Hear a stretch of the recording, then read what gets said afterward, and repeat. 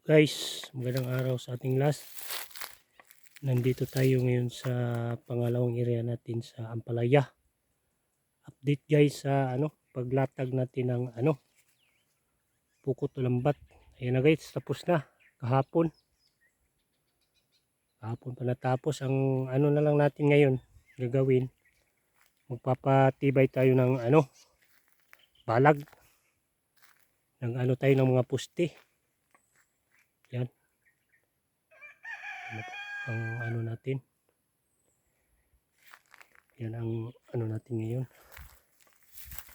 Poste na lang saka pagtali ng nylon ang gagawin natin mamaya siguro. Dito yung iba na nalagyan ko ng poste yan hanggang doon.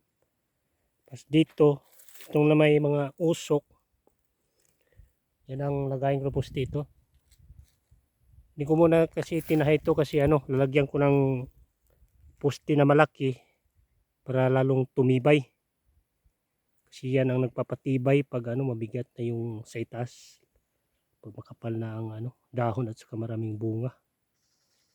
Saka maya hukay na lang dyan. Magbutas tayo. Yun na lang gawin. Saka pagkatapos na maglagay ng mga poste lahat, tatahiin na to. Yung medyo butas.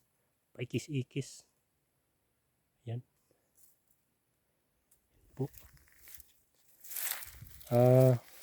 Ang kwanta na nito, ang lawak ng area natin ay nasa 30 na dipa o 30 meters mula dito hanggang doon sa kanto. 30 meters o siguro mga 30 na dipa. Ang lapad naman nito mula dito hanggang doon nasa 20 na dipa o 20 meters. Ayan. So ayan na guys, medyo malaki na. Yun ang inilisan natin yung pag nito, pagpatibay para naman natin yan. Iangat. Yan na po guys. Ang pala natin ito, nagastos guys sa pukot lambat. Ayan. Apat to na tag 100 meters. Tatlo lang nagamit ko nito sa 30 meters na haba o dipa, saka 20 na ang palapad niya, 20 na dipa o 20 meters. Yun ang nagamit natin. Bali tatlong tag 100 meters. So hindi na ubos, may nasubra pa nga. Mga kalahati siguro yung naiwan. So ang nagastos pala natin ito, nakasave tayo si sa net natin o pukot. Naka lang ang tatlo, 1,320 ang total sa lambat natin o pukot. Ang sa nylon naman natin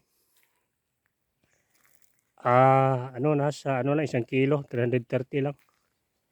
So hindi ako nakatuloy ng pagbili kasi mayroong nylon pala doon na ginagamit sa akin ng papa.